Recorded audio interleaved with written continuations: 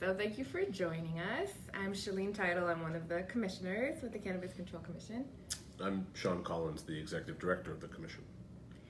So the reason that we decided to do a Facebook Live today is that we have a RFQ out for our social equity program, and I, up until a month ago, didn't even know what an RFQ was. So I thought, let's do a video and explain, just for people who want to update on the program, where we're at with social equity and specifically what we're looking for in this RFQ, that we could talk to you about that and answer any questions that you have.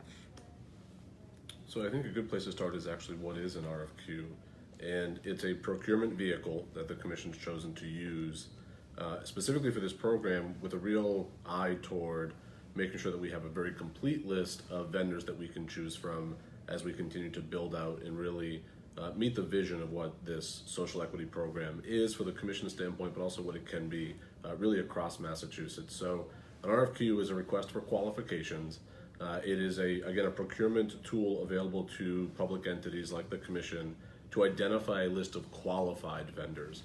The real objective is to take a list of any potential vendors across Massachusetts or really across the country and narrow it down to a very selected pool of qualified vendors that we can then choose from, again, as we build out very specific tracks, which Commissioner Title will talk about in a bit, but also to make sure that we're able to meet the needs of the program across Massachusetts. So, for instance, if there's an expert in farming on the Cape and there's an ideal program to help folks in the social equity program with that particular tract, we can have that qualified vendor to choose from on the list. But if there's a need for accounting in Western Mass, we can also have that vendor qualified on the list. So it's a procurement vehicle we're planning to use to really narrow down a potential list of vendors.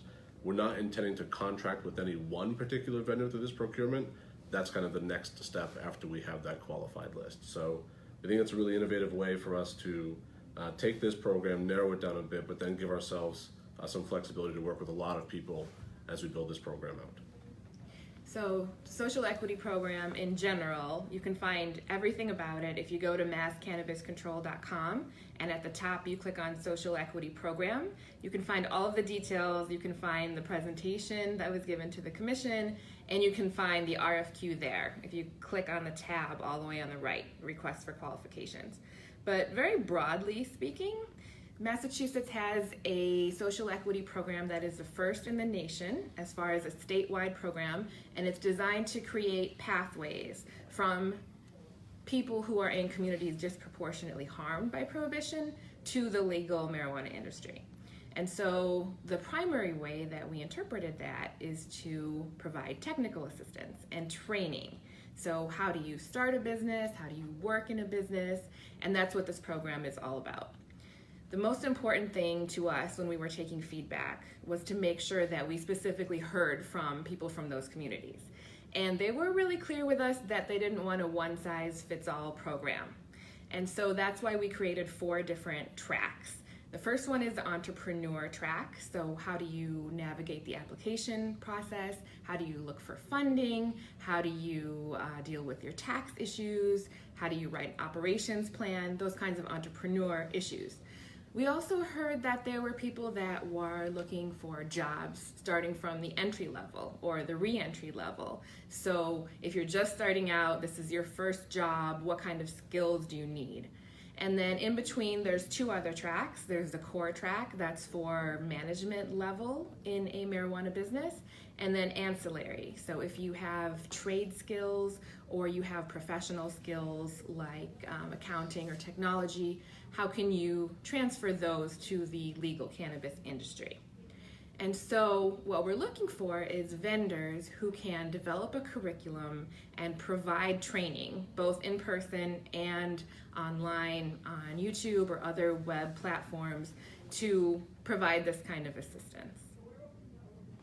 And I think it's a good point to, so if you have experience working with any of those populations or with any of those communities, especially with the entry-level folks or with folks that in business planning and with our potential entrepreneurs, existing entrepreneurs, this is really, I think, an opportunity to work with us to help those folks get into this new burgeoning industry. So I think the RFQ is really intentionally broad mostly because as we build this program, we want to make sure we're as inclusive as possible, but that we're also not limiting ourselves with anyone that may have ideas about how best to do this. So if you have experience working with any one of those tracks, I think the RFQ process is really available to you.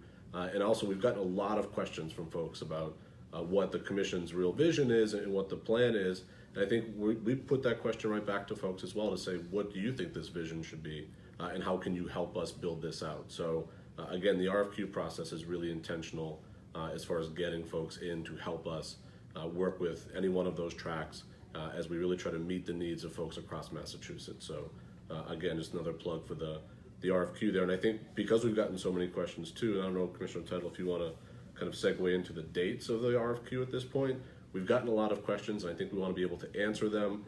Some of the questions, of course, have been that we might need some more time to build out our proposal. We want to make sure you have that time. So there'll be a post later on today on our website, but of course through the state's procurement website, Combis, that we're going to intentionally extend those deadlines to make sure that folks have time to give us additional questions, make sure we have time to make sure we're thoughtful in our responses to those questions, but to make sure that also folks have time to button up their proposals.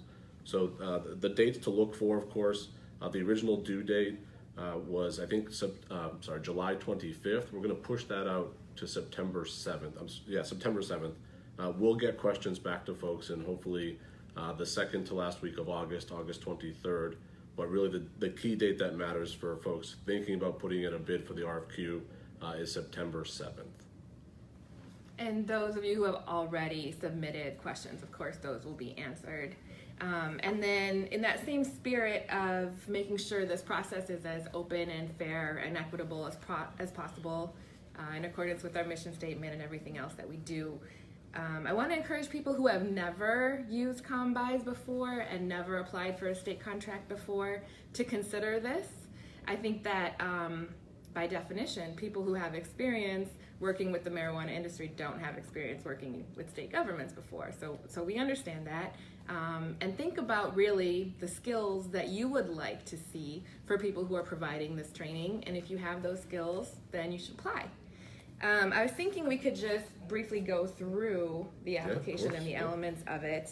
So it's 25 pages long, but a lot of that is kind of standard language. The main elements are the dates at the beginning, so you can see when you need to send us questions by, and then when you'll hear back on those questions, as well as the due date, of course. The purpose of the RFQ, which is to solicit proposals for developing and providing the professional training and the technical assistance and mentoring to support applicants that are eligible for the social equity program. And then there's a scope of services, and that goes through the different areas that we have identified for the equity applicants that are in our regulations. But it's an including but not limited to list. So if there are other skills, other subject areas that you think are important, you can include those as well. And then we've identified phase 1 and phase 2 when we're working with the vendors on this training. And phase 1 is all about curriculum development and making sure that the learning materials make sense, and then converting them into digital content. Because as with everything else, we want to make sure that this is modern and accessible.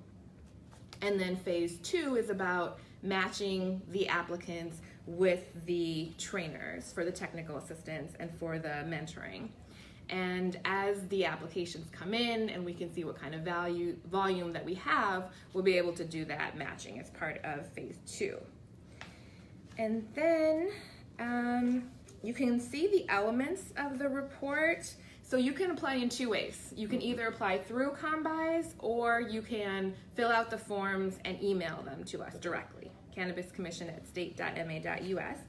And the elements of the application are a cover letter, the required business forms that you can find at combis.com, and then the programmatic response. I would say that's like really the meat of the application. That's exactly right. The meat that we're looking for is really your programmatic response of what you think your potential contribution to this program is.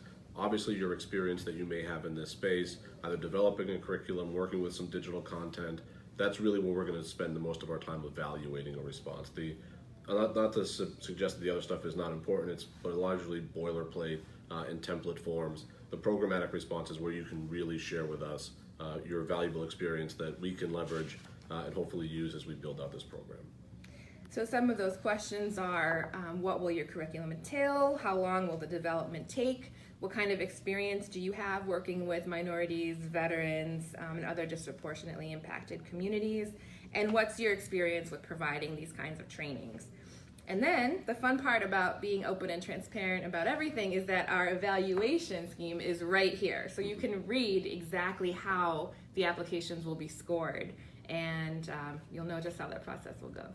And again, this is really, it's a request for qualification. So the scoring is not to select one vendor, it's to bring together a cohort of vendors that can help us really reach populations across Massachusetts, but also making sure that we're tailoring the curriculum and the program to the applicants that are going to be coming to the commission. So it's really that matching, that phase 2 element of this project is the most exciting part, to really be able to bring vendors and folks that can manage the curriculums with folks that are seeking support, whether it be, again, entrepreneurs, entry level, folks just looking to get into the industry. That's really, I think, where that matching will take place, and that's where we're hoping this RFQ can give us a selection of vendors across Massachusetts and, of course, across the country if there's some digital content involved, to really help us meet the needs of applicants and program participants. So for future updates on the program, make sure you go to masscannabiscontrol.com, click on social equity, and then sign up for the email list specifically on social equity. You'll hear updates about this, you'll hear updates about when the application is available, and everything else going on with social equity. And please don't forget to apply. September 7th is the date that responses will be due to the commission. You're eligible or welcome to submit any questions that you might have to us by August 9th. We will do our best to get back to everybody by August 23rd to make sure you have some time to digest those responses. But again, the September 7th deadline is really critical, and we certainly hope you will apply. But again, if there's any questions, please reach out to us. And obviously, as Commissioner Title mentioned, we wanted to give folks different ways to respond to us. You can certainly go through the traditional COMBIZE process, but you're also welcome to email your response to cannabiscommission@state.ma.us. That's also the email address if you have questions that you want to send us by August 9th. And then finally, we really want to get this out to the broadest audience possible. So we would appreciate if you share with your colleagues, let them know this is open now. You don't have to wait to apply, and you can ask questions now as well. And obviously, again, any questions, please send them in to us, and follow us too. Click the link to follow us and subscribe on Facebook. At MA_cannabis is our Twitter handle. We're always available and happy to engage.